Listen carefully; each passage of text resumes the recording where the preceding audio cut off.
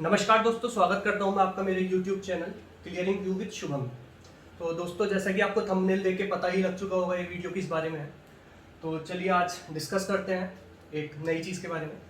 तो दोस्तों, बहुत से लोगों का ये कन्फ्यूज़न रहता है और ये सवाल भी रहता है कि सर, हम चीज़ों को बार बार पढ़ तो लेते हैं, बार बार पढ़ते रहते हैं, एक बार, दो बार, तीन बार, चार बार, लेकिन पढ़ने के बाद उसे कुछ समय के बाद भूल जाते हैं। तो दोस्तों, हम इस चीज़ से कैसे निजात पा सकते हैं, मतलब किस तरह से चीज़ों को इफेक्टिव तरीके से याद रखा जा सकता है और वो भी एक लंबे समय तक के लिए। तो उसी के बारे में दोस्तों ये वीडियो है। चलिए शुरू करते हैं। तो दोस्तों, इस बेसिक रूल से हम शुरू करेंगे जो कि हमारे स्कूली शिक्षा में तो नहीं बताया जाता। हमारे स्कूली शिक्षा में बताया जाता है सिर्फ कि पढ़ना क्या है, लेकिन ये नहीं बताया जाता कि पढ़ना कैसे और चीज़ों को इफेक्टिव तरीके से किस तरह से हम पढ़ सकते हैं ताकि हम उन चीज़ों से बहुत ही एफिशिएंसी के साथ कार्य कर सकें। तो दोस्तों, जैसे कि हम सब लोगों को पता है, ये हमारी आम जीवन का भी अनुभव रहता है कि हम देखा होगा आप सब लोगों ने भी कि हम जो किताब से पढ़ते हैं, किताब से पढ़ने से ज़्यादा अगर कोई हमें किताब पढ़ के सुनाता रहे या फिर हम कहीं से कोई चीज़ सुनते रहे तो हमें वो चीज़ें ज़्यादा देर तक याद रहती हैं और लास्ट तक याद रहती हैं जो चीज़ हम सुनते हैं। जबकि अगर इससे एक और लेवल ऊपर जाए तो जो चीज़ों को हम इमेज के माध्यम से देखते हैं, मतलब फोटो के माध्यम से देखते हैं, तो वो चीज़ें हमको और ज़्यादा टाइम तक याद रहती है। जैसे कि अगर मैं आपसे किसी भी एक नॉर्मल चीज़ का वर्णन करता हूँ किताब में, कि जैसे कि एक घर क्या होता है, तो घर अगर किताब में लिखा होता है कि एक दरवाजा होता है, दरवाजे के साथ चार दीवारें होती हैं, एक छत होती है, इस तरह से इस कलर का पेंट होता है, तो दोस्तों वो चीज़ ज़्यादा याद रहेगी या फिर जब आप एक घर की इमेज देख लेंगे वो चीज़ ज़्यादा याद रहेगी? तो ऑब्वियसली आंसर सबको पता है कि वो चीज़ ज़्यादा देर तक और काफ़ी समय तक याद रहेगी उसकी इमेज देखने के बाद। तो दोस्तों, उससे अगला लेवल है वीडियो। अगर मैं वही घर आपको वीडियो के माध्यम से दिखाऊंगा तो वह आप और आसानी से और लंबे समय तक याद रख पाओगे। एक और लेवल ऊपर जाते हैं, अगर मैं आपको खुद वीडियो ना दिखाकर घर में ही ले जाऊं तो उस अगले लेवल में क्या होगा, और अच्छी तरह से आपको एक 3 डायमेंशनल उसका व्यू मिल जाएगा और साथ में आप इजीली उस घर को याद रख सकते हैं। एक और लेवल आगे ले जाऊं, अगर उस घर में ना ले जाने के जगह अगर मैं कह दूं कि घर बनाना ही आपको है, मतलब एक एक ईंट लगा के वो चार दीवारी बनानी है, छत बनानी है, पेंटिंग खुद करनी है, तो आपको उस घर का बिल्कुल एक पर्टिकुलर कोना कोना याद रहेगा। तो दोस्तों, ये जो पिरामिड है ये भी हमको यही चीज बताता है कि किस तरह से रीडिंग 10% एफिशिएंसी के साथ वर्क करती है, उसके बाद हियरिंग, फिर इमेजेस, फिर वीडियो, फिर साइट का विजिट, और फिर धीरे धीरे धीरे धीरे करके पर्सनल लाइफ में हम जब रियल चीजें को करने लग जाते हैं तो किस तरह से उस चीजों की एफिशिएंसी बढ़ती चली जाती है। ये बात आप सब लोग जानते हो, अगर ना जानते हो तो प्लीज अपने पढ़ाई के लिए या फिर जो भी आप जिस भी चीज को, चाहे वो पढ़ाई हो चाहे आप किसी भी व्यवसाय में लगे हो, किसी भी बिजनेस से रिलेटेड, आपको ये वीडियो फायदेमंद रहेगी। दोस्तों, अगली चीज हम 8 इन टॉपिक्स को डिस्कस करेंगे कि किस तरह से ये 8 टॉपिक्स के माध्यम से हम चीजों को ज्यादा बेहतर तरीके से समझ पाएंगे। तो दोस्तों, पहला है इसमें हमारे जानी मानी हस्ती हैं श्री एल्बर्ट आइंस्टाइन जी। तो इनका एक मतलब इनसे बहुत प्रभावित हूं मैं और आप सब लोगों को इनके बारे में थोड़ा बताना चाहता हूं। एल्बर्ट आइंस्टाइन हमारी पिछले कुछ सदियों के, शायद जहां तक हमें पता है उन सारी सदियों के सबसे महान वैज्ञानिक माने जाते हैं। तो इनका ही एक बेसिक सा रूल है, the imagination is the everything, it is the preview of lights coming attraction. मतलब ये बोलना चाहते थे पहले, मतलब बोल भी चुके हैं ये, कि जो चीज आप नॉलेज के द्वारा ग्रहण करते हो वो चीज इतनी इफेक्टिव नहीं हो पाती अगर आप उसको इमेजिन नहीं कर पाते हो। यानी कि मतलब इनका कहना था कि अब जिस चीज को आप इमेजिन कर पाते हो वो चीज आपके दिमाग में ज्यादा टाइम तक बैठ पाती है रेदर देन जिस चीज को आप पढ़ते हो, सुनते हो या फिर देखते हो, है ना। तो इमेजिनेशन मतलब इनके बारे में कहा जाता है कि जब ये फोटोन्स के बारे में स्टडी कर रहे थे तो जब हम तो नॉर्मल लाइट देखते हैं कि लाइट ऑन करी, लाइट आई और किताब पढ़ने बैठ जाते हैं या फिर कुछ भी काम करने लग जाता है। ये लाइट को लाइट ना देख के उसको इमेजिन करते थे कि किस तरह से एक रे आ रही है और उसके ऊपर फोटोन पार्टिकल्स जो होते हैं, मतलब जिसकी लाइट बनी हुई होती है, वो किस तरह से उस रे के ऊपर ट्रेवल करते हुए आ रहे हैं। तो जब इन्होंने इस चीज की खोज करी तब जाके फोटोन्स का विकास हुआ, उसके बारे में हमें और जानकारी मिली। तो कुल मिला के कहने का मतलब ये है कि जिस भी चीज को आप पढ़ते हो या फिर जो भी काम करते हो आपको उसको इमेजिन करना बहुत ज्यादा जरूरी हो जाता है। मतलब आंख बंद करो, कोई भी चीज पढ़ रहे हो, चाहे आप भूगोल पढ़ रहे हो, चाहे इतिहास पढ़ रहे हो, चाहे सामान्य ज्ञान की कोई भी चीज पढ़ रहे हैं, किसी भी क्षेत्र में अगर आप उसको इमेजिन करते हो, चीजों को सोचते हो उस चीज के बारे में, जिस चीज को आप पढ़ रहे हो, तो वो आपको बहुत टाइम तक याद रहती है ना। जैसे कि इस वाली इमेज में आप देख सकते हो कि मान लीजिए आपको सोलर सिस्टम के बारे में पढ़ने के लिए बुक में मिल जाता है कि क्या होता है सोलर सिस्टम, क्या होता है और किस तरह से हमारे सौर मंडल के जितने भी ग्रह हैं वो चक्कर लगाते रहते हैं। एक तो ये नॉर्मल तरीके से पढ़ना हो गया। एक ये कि उस सोलर सिस्टम को आप आंख बंद करके एक बार इमेजिन करो कि इस तरह से सन रहता है, सन के चारों तरफ अपने ही जो खुद की आपकी इमेजिन की जितनी भी क्षमता है इमेज करने की, उस तरीके से आप इमेजिन करोगे तो वो आपको बहुत टाइम तक याद रह जाएगी। दूसरी चीज है विजुअलाइजेशन। इसमें विजुअलाइजेशन मतलब जिस चीज को आप इमेजिन करते हो या फिर जो किताब में लिखी हुई चीजें होती हैं या फिर कहीं भी बेसिक सुनी हुई, क्या आप उन चीजों को विजुअल कर पाते हो? विजुअल का मतलब क्या, अपनी खुद की दुनिया में, मतलब जो अंदरूनी दुनिया होती है हमारी, हमारे दिमाग की जो दुनिया होती है, क्या उस दुनिया के अंदर जाकर आप उस चीज को बना पाते हो? मान लो मैं आपको एक पेन सोचने के लिए बोलता हूँ, तो जैसे ही मैं बोलता हूँ पेन, तो आपके दिमाग में ऑटोमेटिकली एक पेन की तस्वीर बन के आ जाती है। इसी चीज को कहते हैं विजुअलाइजेशन। तो जो आप पढ़ते हो आप उसको विजुअल करने की कोशिश कीजिए। मान लीजिए जैसे आप इतिहास पढ़ रहे हैं, हिस्ट्री पढ़ रहे हैं, तो हिस्ट्री में, मॉडर्न हिस्ट्री में कुछ भी आप चीज पढ़ रहे हैं, मान लो अंग्रेजों का टाइम पढ़ रहे हैं, तो रेदर देन कि आप किताब से पढ़कर के सबसे पहले अंग्रेज आए, अंग्रेजों ने ये किया वो किया, 10 तरह के काम किए, तो उन कामों को पढ़ने से ज्यादा महत्व दीजिए उसके बारे में विजुअल करने की। अपने आप को 1920 में रखिए, गांधी जी के समय में, फिर देखिए वहां पर खड़े होकर आंख बंद करके विजुअल करने की कोशिश कीजिए कि सत्याग्रह किस तरह से चल रहा है, सविनय अवज्ञा आंदोलन किस तरह से चल रहा है, किस तरह से प्रथम विश्व युद्ध के बाद की परिस्थितियां हैं। तो अगर आप अपने आप को वहां पर रख पाते हो, रखने के बाद विजुअल कर पाते हो, तो दोस्तों ये मेरी आपसे पक्की गारंटी है कि आप भूल नहीं पाओगे बात तक के लिए, है ना। तीसरी इसमें अगली चीज आती है परफॉर्मिंग इमेजिन्ड टास्क। मतलब जो भी आप बनना चाहते हो लाइफ में, हर किसी का कुछ ना कुछ सपना होता है बनने का, चाहे वो पुलिस हो, चाहे वो एडमिनिस्ट्रेटिव सर्विसेज हो, चाहे बैंकिंग की जॉब्स हो, चाहे नेवी हो, मिलिट्री आर्मी हो, या फिर कुछ रिसर्च वर्क हो, या फिर मान लीजिए एक्टर ही बनना चाहते हो। तो सबसे पहले आप जो भी बनना चाहते हैं तो उसी चीज के बारे में आप पढ़ाई करेंगे, उसी चीज के बारे में नॉलेज गेन करेंगे। तो उस नॉलेज को गेन करते हुए अपने आप को वो इमेजिन करने की कोशिश कीजिए। इससे मेरा तात्पर्य है, मान लीजिए कि आप एडमिनिस्ट्रेटर बनना चाहते हैं, तो अपनी पढ़ाई करते हुए, या फिर आप पुलिस में जॉब करना चाहते हो तो अपनी पढ़ाई को जारी रखते हुए आप उस तरह से पढ़ने की कोशिश, अपने आप को उस पद पर रखकर देखिए और रखने के बाद फिर पढ़ाई कीजिए।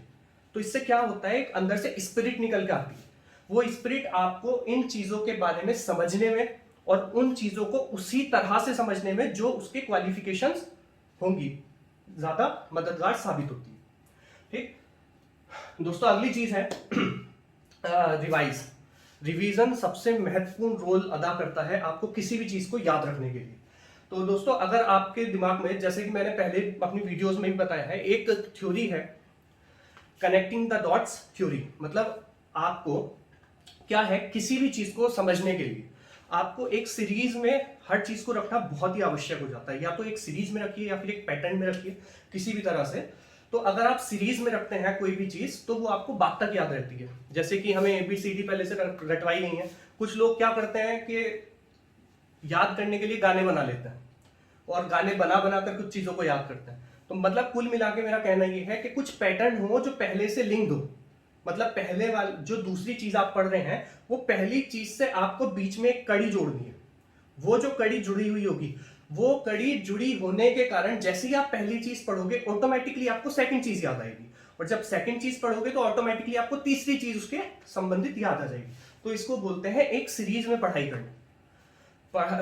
जैसे कि मान लीजिए भारतीय संविधान की बात लेते हैं, तो लोगों को मतलब इस तरह से मैंने रटते हुए बहुत लोगों को देखा है कि याद करते हैं पहले भाग में क्या है, दूसरे भाग में क्या है, तीसरे भाग में क्या है, चौथे भाग में क्या है।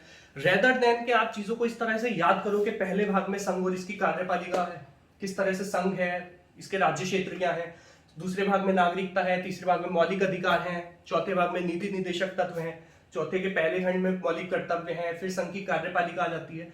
तो दोस्तों, मुझे ये कैसे किस तरह से याद हो जाता है? ये याद करने का सबसे अच्छा वो है कि आप उस चीज को पहले इमेजिन कीजिए। इमेजिन करने के बाद उसकी एक सीरीज बनाइए। सीरीज कैसे बना सकते हैं, इसी चीज का एग्जांपल लेके बताता हूँ। सीरीज कैसे बना सकते हैं, पहले हम संविधान कहाँ का पढ़ रहे हैं, जैसे भारत का संविधान पढ़ रहे हैं, तो तो सबसे पहले भारत का संविधान पढ़ने में हमें सबसे पहले क्या पढ़ना होगा, एक बेसिक सी चीज है, पहले भारत को पढ़ेंगे। तो पहले भाग में क्या होगा, भारत होगा। अब भारत में सेकंड चीज क्या होगी, जब तक भारत के रहने वालों के लोगों में हम बात ना करेंगे तब तक हम कैसे उससे आगे बढ़े। तो पहले भारत, फिर भारत में रहने वाले लोग मतलब नागरिकता, तो दूसरा भाग क्या हो जाएगा, नागरिकता। तीसरा भाग, अब जो ये लोग हैं इनके कुछ अधिकार भी होंगे, तो वो अधिकार क्या है, मौलिक अधिकार। इसी तरह से भाग 3। तो जैसे ही मैंने पहला भाग इसका लिया कि संविधान के भाग 1 में क्या है, भारत मतलब संघ और इसके राज्य क्षेत्र। दूसरे भाग में क्या है, भारत है तो भारत में लोग भी रहेंगे, उन लोगों को हम क्या बोल देते हैं, नागरिक, तो इसलिए दूसरा भाग क्या होगा, नागरिकता। तीसरा भाग, जो वो लोग रह रहे हैं उसके कुछ अधिकार भी होंगे, तो तीसरा भाग क्या हो गया, मौलिक अधिकार या फिर फंडामेंटल राइट्स। तो दोस्तों इस तरह से ये एक एग्जांपल के जरिए मैं आपको बताना चाहता था कि किस तरह से हम चीजों को अगर सीरीज में रखते हैं तो सीरीज में रखने से वो चीजें इंटरकनेक्टेड, इंटरलिंक्ड रहती हैं, जिससे कि पहली चीज पढ़ते ही दूसरी चीज याद आ जाती है, दूसरी चीज पढ़ते ही तीसरी चीज याद आ जाती है। तो आपको कोशिश करनी है, चाहे कुछ भी किसी भी चीज के बारे में पढ़ रहे हो, तो आपको उन चीजों के बारे में एक पैटर्न, सीरीज या फिर किसी भी तरह से इंटरलिंकेज जरूर करनी। दोस्तों इसी का एक एग्जांपल मैं देना चाहूंगा और आप सब ये कीजिएगा और देखिए बहुत ही ज्यादा इफेक्टिवनेस आपकी पढ़ाई में आ जाएगी। मान लीजिए जो भी चीज, इसको बोलते हैं 0 1 3 7 21 डेज रूल। इसमें 3 1 3 7 21 डे रूल में क्या होता है, मान लीजिए आज आपको ये एक चीज पढ़ना है, तो सबसे पहले आज ही कुछ समय के बाद आज पढ़िए। पढ़ना कैसे है, पहले उसको इमेजिन करना है, विजुअलाइज करना है, फिर सीरीज में इंटरलिंक करके चलना है। फिर जब आप ये सारे काम कर लो पढ़ते हुए, उसके बाद आपको उसी दिन द सेम डे, तो डे 0 का क्या मतलब है, सेम डे आपको रात में, मतलब आप दिन में कुछ चीज पढ़ते हैं तो फिर रात को उसी दिन आपको वो रिवाइज करना है, ठीक।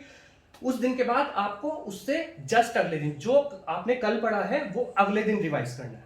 फिर अगले दिन के बाद फिर एक दिन छोड़कर फिर अगले तीसरे दिन वही चीज रिवाइज करनी है, फिर अगले 7वें दिन वही चीज रिवाइज करनी है, और फिर लास्ट के 21 डे मतलब 21st डे को आपको फिर वही चीज रिवाइज करनी है। तो दोस्तों जब आप इस रूल को फॉलो करेंगे, ये ऐसा नहीं है कि बिना मतलब के यहाँ 1 3 7 ही लिख दिया, यहाँ 2 8 भी हो सकता था, है ना, और यहाँ 21 की जगह 30 भी हो सकता था। तो दोस्तों ये हमारे जो जिस तरह से हमारे न्यूरॉन्स और बेसिक ह्यूमन नेचर मतलब माइंड हमारा जिस तरह से काम करता है, ये बहुत सारी रिसर्च के बाद ये फॉर्मूला डेवलप हुआ है। ये कोई मतलब ऐसा नहीं कि ऐसे ही बना दिया हो, ये रिसर्च के बाद फॉर्मूला डेवलप हुआ है जो मैं आपको बता रहा हूँ।